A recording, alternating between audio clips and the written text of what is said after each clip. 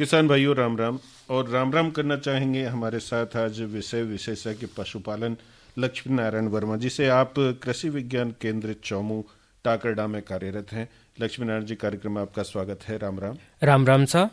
और आज जिस विषय पर आपसे हम बात करना चाहेंगे, क्योंकि मौसम सर्दी का है, सर्दी सभी को लगती है, आदमियों को तो लगती है, साथ साथ पशुओं को भी सर्दी से बचाए जाना बहुत ज़रूरी है। तो इस मौसम में पशुओं की देखभाल और सर्दी से किस तरह से इनको बचाया जा सकता है, इसी विषय पर बातचीत आपसे करना चाहेंगे। पशुपालक भाइयों, सर्दी का मौसम आ चुका है। मौसम में बदलाव से पशुओं में तनाव का एक महत्वपूर्ण कारण है। बहुत ज़्यादा सर्दी पशुओं में तनाव पैदा करती है। सर्दी का पशुओं पर कुप्रभाव न पड़े, इसीलिए पशुपालकों को अपने पशुओं को सामान्य दिनों की अपेक्षा अधिक देखभाल की आवश्यकता होती है। अत्यधिक तनाव से पशुओं का उत्पादन भी गिरता है और इसके लिए पशुओं की उचित देखभाल करना बहुत जरूरी हो जाता है। सर्दी के मौसम में पशुओं की वैसी ही देखभाल करें जैसे कि हम लोग अपनी करते हैं। उनके खाने पीने से लेकर उनके रहने के लिए अच्छा प्रबंधन करें। सर्दी के कारण यदि पशु बीमार होता है तो इससे पशुओं का उपचार करवाने में पशुपालकों को आर्थिक हानि होने के साथ साथ बीमार पशु कमजोर भी हो जाता है। पशु की दूध देने की क्षमता पर प्रतिकूल प्रभाव पड़ता है। कई बार पशु दूध देना भी बंद कर देता है और कई बार बीमार पड़ने पर पशु की मौत भी हो जाती है। ऐसे में पशुशाला के तापमान का खास ध्यान रखें, जिससे कि सर्दी का पशु पर विपरीत प्रभाव न पड़े और आपका पशु स्वस्थ रहे और ज़्यादा दूध उत्पादन दे। जी, बहुत महत्वपूर्ण बात आप हमारे पशुपालक भाइयों को बता रहे हैं। इस मौसम में और खासकर आजकल बहुत शीतलहर की स्थिति होती है, तो सर्द हवाओं से पशुओं को कैसे बचा सकते हैं, इसके बारे में भी आप थोड़ा सा बताएं। सर्द हवाओं से बचाने के लिए पशुशाला के रोशनदान, दरवाजे, खिड़कियों को टाट व बोरी से ढके। इसके साथ ही साथ ये भी ध्यान रखें कि पशुशाला बिल्कुल बंद न हो। पशुशाला में थोड़ी बहुत ताज़ी हवा आनी और जानी चाहिए, हवा का निकलना और आते रहना चाहिए। इसके लिए पल्ली या तरपाल के निचले हिस्से को थोड़ा ऊपर कर देना चाहिए और इसी प्रकार पल्ली और तरपाल के ऊपरी हिस्से को थोड़ा नीचे खिसका देना चाहिए। ऐसा करने से निचले हिस्से से ताज़ा हवा अंदर आएगी और गर्म हवा होने के उपरांत ऊपरी खुले हिस्से से बाहर निकल जाएगी। ऐसा करने से स्वास्थ्य संबंधी रोग होने की संभावना कम से कम रहेगी। जी, देखिए, आपसे चर्चा करें इससे पहले हम पशुशाला के बारे में, आपने बताया कि पशुशाला में क्या ध्यान रखें, लेकिन सबसे पहले हम ये जानना चाहेंगे कि पशुशाला बहुत सारे किसान भाइयों ने बना रखे हैं, या अपने पुराने घर में या कहीं भी पशुओं को सर्दी से बचाने के लिए बांध देते हैं। तो थोड़ा सा पशुशाला के बारे में आप बताएं, किस तरह से इसको बनाया जा सकता है, कैसी हो। पशुपालक भाइयों, वैज्ञानिकता के आधार पर सर्दी में रात का तापमान अगर 15 डिग्री सेंटीग्रेड से नीचे आता है तो पशुओं के बाड़े को गर्म रखने की सबसे अधिक ज़रूरत होती है। यदि पशुओं का पक्का घर है तो गेट पर तिरपाल लगाया जा सकता है। इससे भी कम तापमान होने पर अंगीठी या बिजली वाला हीटर की सहायता से पशुशाला को गर्म रखा जा सकता है। लेकिन अगर आप सिगरी या अंगीठी जलाते हैं तो उसका धुआं पशुशाला से बाहर निकाले। जब धुआं बाहर निकल जाए तब अंगीठी को ऐसी जगह पर रखें जहां पशु की पहुंच न पाए और कहीं पशु से टच न हो। अंगीठी जलाने के दौरान पशु बाड़े में हवा की क्रॉसिंग का उचित प्रबंधन होना चाहिए। पशुओं के नीचे सफाई का विशेष ध्यान रखें। ज़्यादा देर तक उन्हें गीले में न बैठने दे। धूप निकलने पर पशुओं को पशुशाला के अंदर से बाहर निकालने के बाद पशुशाला के चारों ओर लगी पल्ली या तिरपाल को खोल दे और ऊपर की ओर खिसका दे। ऐसा करने से धूप अंदर आएगी और गीले बिछावन को सूखने में सहायता मिलेगी। ऐसा करने से पशुशाला में उत्पन्न अमोनिया गैस, जो श्वास रोग उत्पन्न करती है, ये गैस बाहर निकल जाती है और आपका पशुशाला सूखी होने लगती है। जी, अब ये तो रही पशुशाला की साफ सफाई की बात, लेकिन अब सर्दी में पशुओं के लिए जल और आहार प्रबंधन, ये भी एक महत्वपूर्ण विषय है, क्योंकि कई पशुपालक भाई सर्दियों में पानी की कमी कर देते हैं पशुओं के लिए। तो किस तरह से इसका प्रबंधन किया जाए, इसके बारे में भी आप बताएं। पशुओं को ताज़ा पानी ही पिलाना चाहिए, ठंडा पानी नहीं पिलाए और दोपहर से पहले ताज़ा पानी से पशुओं को नहलाए। कमज़ोर पशुओं को और जिनके मिट्टी लगी हुई होती है, गोबर लगा हुआ होता है, उन पशुओं को सूखे कपड़े से रगड़कर शरीर की सफाई करे या उनका खुरेरा करे। ठंडा पानी पिलाने से जो छोटे बछड़े होते हैं या कम उम्र के पशु होते हैं, छोटे पशु होते हैं, उन पशुओं में खून की लाल रक्त कणिका टूटने से हीमोग्लोबिन पेशाब में आना शुरू हो जाता है और लाल पेशाब हो जाता है। इसलिए पशुओं को रात का ठंडा पानी कभी भी नहीं पिलाए। और जो आपके पास खेड़ है उस खेड़ में को आप चूने की पुताई करें और जब आप सुबह पानी पिलाए तो हल्का, जैसे आपकी खेड़ है तो उसमें 100 या 200 लीटर पानी है तो उसमें पाव से आधा किलो तक आप चूना डाल सकते हैं, जिससे उस पानी का तापमान भी बढ़ जाएगा और आपके पशुओं को कैल्शियम भी मिलेगा। जब गाय, भैंस, भेड़, बकरी का नवजात बच्चा जन्म लेता है इस मौसम में, तब उसका पहला भोजन खीस होता है। और खीस जब पशु ब्याता है तो पहला ब्याने से लेकर उसके 5 दिन तक जो पहला दूध होता है वो खीस होता है, जो पीले रंग का होता है और गर्म करने पर फट जाता है, उसे खीस कहते हैं।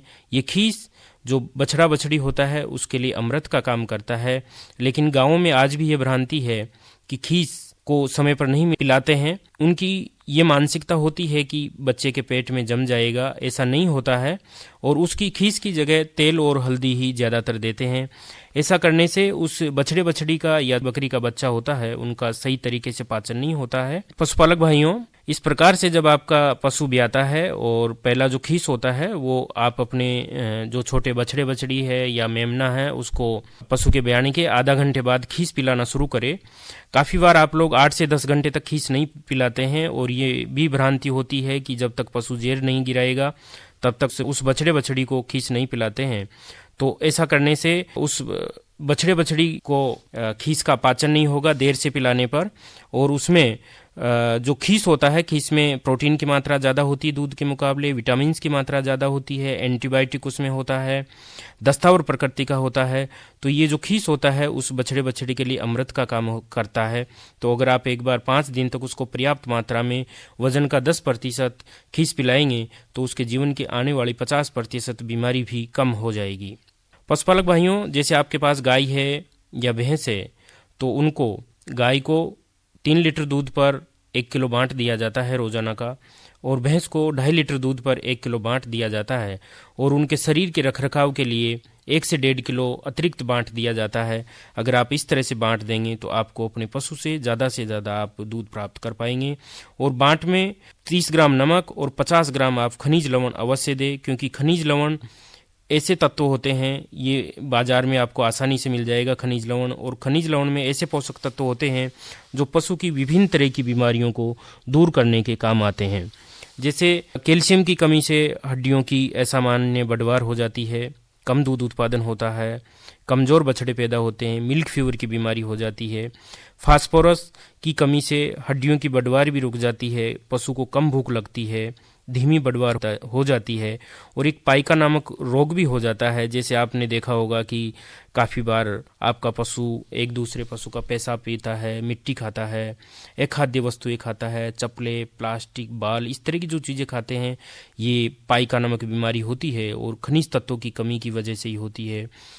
मैग्नीशियम की कमी से पशुओं में बेचैनी हो जाती है, दूध में घी की कमी हो जाती है, छोटे बछड़े कांपने लगते हैं। कॉपर की कमी से खून की कमी, हड्डियों के रोग, धीमी बढ़वार, बालों का रंगहीन हो जाना, जननीय क्षमता में कमी आती है। मैग्नीज की कमी से आपका पशु देरी से परिपक्व होता है, गर्भधारण में देरी करता है या मृत बच्चे का पैदा होता है। सेलेनियम की कमी से गर्भधारण में रुकावट हो जाती है, जेर नहीं गिरती है, मृत बच्चे पैदा होते हैं और उसकी जो रोग प्रतिरोधात्मक क्षमता होती है वो भी कम हो जाती है। आयोडीन की कमी से प्रजनन क्षमता में कमी हो जाती है, दूध उत्पादन में कमी हो जाती है और गले में थायराइड ग्रंथि के बढ़ने से गोइटर नामक रोग हो जाते हैं। कोबाल्ट की कमी से भूख बिल्कुल नहीं लगती है, पशु कमज़ोर हो जाता है और बढ़वार रुक जाती है। तो इस प्रकार से आप अपने बांट में 50 ग्राम खनिज लवण अवश्य डालें और ये जो विभिन्न तरह की आपको बीमारियां बताई गई है, ये बीमारियां बिल्कुल न के बराबर आएगी और आपका पशु बिल्कुल स्वस्थ रहेगा। और ऐसे मौसम में जब विपरीत प्रभाव पड़ता है तो उसमें इस तरह का आप खनिज लवण आप देंगे तो आपका पशु स्वस्थ भी रहेगा और आपको ज़्यादा से ज़्यादा दूध उत्पादन भी देगा। बात कर रहे हैं अपन सर्दियों में पशुओं के आहार प्रबंधन और किस तरह से पशुओं को बचाया जा सकता है, इस विषय पर। अब बात आती है, कई पशुओं को इस दौरान निमोनिया रोग भी हो जाता है, तो इस निमोनिया का प्रबंधन या इससे कैसे पशुओं को बचाया जा सकता है, इसके बारे में आप बताएं। पशुपालक भाइयों, जाड़े के मौसम में जहां अगर ज़्यादा सर्दी में पशु बाहर रह जाता है या अंदर भी ज़्यादा ठंड लग जाती है तो निमोनिया का खतरा बिल्कुल बना ही रहता है। इसमें जो लक्षण देखने को मिलते हैं वो सांस नलिकाओं में, फेफड़ों में सूजन आने से सांस लेने में परेशानी होती है। बड़ी संख्या में हर साल पशु इसकी चपेट में आ जाते हैं। भेड़ बकरियां और छोटे बछड़े होते हैं, उन पर इनकी ज़्यादा मार पड़ती है। कई बार पशु की जान भी चली जाती है और निमोनिया होने से दुधारू पशुओं का दूध उत्पादन भी बिल्कुल कम हो जाता है। ये बीमारी जहाँ पर तेज ठंड और ठंडा पानी या बासी भोजन, अपर्याप्त कम मात्रा में भी आप भोजन देते हैं, वो भी एक कारण है। इस बीमारी से पशु के नथुने फूल जाते हैं, बुखार तेज हो जाता है, दूध उत्पादन कम हो जाता है, छाती से घबराहट की आवाज़ आती है और दस्त भी हो जाते हैं। इस बीमारी से बचाने के लिए पशु को गर्म स्थान पर आप बोरी या गर्म कपड़ा उड़ाएं उसको, और आसपास जो भी नमी हो वहाँ पर कीटनाशक दवाई का आप स्प्रे करें और स्वच्छ जल आप और हल्का पौष्टिक भोजन आप अपने बीमार पशु को दे और तुरंत ही आप डॉक्टर से सलाह लेकर आप इसका उपचार करवाएं। जी, ये तो आपने बताई निमोनिया से पशु को कैसे बचा सकते हैं, लेकिन हम चर्चा कर रहे हैं सर्दियों में पशुओं की देखभाल। तो सर्दी पशु को लग गई है, कैसे पहचान की जाएगी, कैसे पता चलेगा हमें कि सर्दी के लक्षण क्या हैं? पशु सुस्त, थका हुआ और बैठा सा रहता है। जो स्वस्थ पशु होते हैं उनके जैसे कार्य नहीं करता है। आंखों से पानी बहता है, पशु की नाक से पानी और बलगम आता है। पशु जुगाली नहीं करता है, बिल्कुल कम खाना खाता है या खाना बिल्कुल ही कम कर देता है और दूध उत्पादन में बिल्कुल कमी आ जाती है। तो इस प्रकार से आप इनके लक्षण की पहचान कर सकते हैं और स्थानीय चिकित्सक को आप बताकर इसका उचित इलाज आप करवाइए। जी, अब बात करें मुर्गियों की, तो इस मौसम में मुर्गियों की देखभाल के बारे में भी आप हमारे मुर्गी पालक भाइयों को बताएं। मुर्गी ऐसा पक्षी है जो शरीर का तापमान नियंत्रित नहीं रख पाता है। एक दिन का चूजा जब फार्म पर आए तो उसे 35 डिग्री तापमान अवश्य मिलना चाहिए। इसके लिए फार्म में पर्याप्त मात्रा में बिजली के 100 वाट के बल्ब लगाए जा सकते हैं। अलग से ब्रूडर लगाया जा सकता है। छोटे किसान अपने घर पर ब्रूडर बनाकर, जिसे 1.5 फुट ऊंचा और खाट के जैसा एक लकड़ी का तख्ता बनाकर और उसके नीचे हल्का सा चादर की प्लेट देकर आप बल्ब लगा सकते हैं और उस ब्रूडर को चालू करने पर सभी पक्षी उसके नीचे आ जाएंगे और उन पक्षियों को तापमान मिलता रहता है। इलेक्ट्रिकल ब्रूडर भी बाजार में मिलता है, वहाँ से भी आप खरीद सकते हैं, या इलेक्ट्रिकल हीटर भी आप अपने दीवार के पास आप लगा सकते हैं। और प्रत्येक जो वयस्क मुर्गी है उसको 120 से 140 ग्राम तक आप प्रतिदिन दाना दें, ये उसका उचित आहार है। अब टीके की बात करें तो सर्दियों में कौन कौन से टीके पशु पालक भाई अपने पशुओं को लगवा सकते हैं?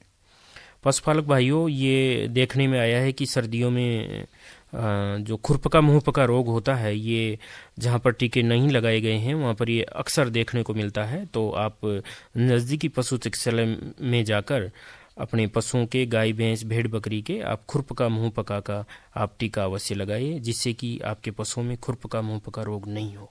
जी, अंत में आप पशुपालक भाइयों को कुछ सलाह देना चाहेंगे? हाँ, पशुपालक भाइयों, अपने पानी की बात की थी, तो आप अपने पशुओं को ताज़ा और चूना युक्त आप पानी पिला सकते हैं। आप ये मान के चलिए कि सर्दी में वैसे भी पानी पशु कम पीता है, और आप अगर अपने पशु से दूध प्राप्त कर रहे हैं तो 1 लीटर दूध उत्पादन के लिए पशु के शरीर में 3 से 4 लीटर पानी खर्च होता है, तब जाके 1 लीटर दूध का निर्माण होता है। तो आप निश्चित रूप से ध्यान रखिए कि पशु को आप अगर स्वच्छ और ज़्यादा पानी पिलाएंगे तो निश्चित रूप से आप अपने पशुओं से ज़्यादा दूध उत्पादन प्राप्त कर सकते हैं। और आप उनमें पशु से उतना ही प्यार करिए जितना अपने परिवार के सदस्य से प्यार करते हैं। 10 से 15% आप दूध उत्पादन ज़्यादा प्राप्त करेंगे। बहुत बहुत धन्यवाद लक्ष्मी नारायण वर्मा जी, आपने इस मौसम में पशुओं की किस तरह से देखभाल करें, सर्दी से कैसे बचाएं, इस बारे में हमारे पशुपालक भाइयों को जानकारी दी। आप आकाशवाणी के स्टूडियो में आए, आपका बहुत बहुत धन्यवाद।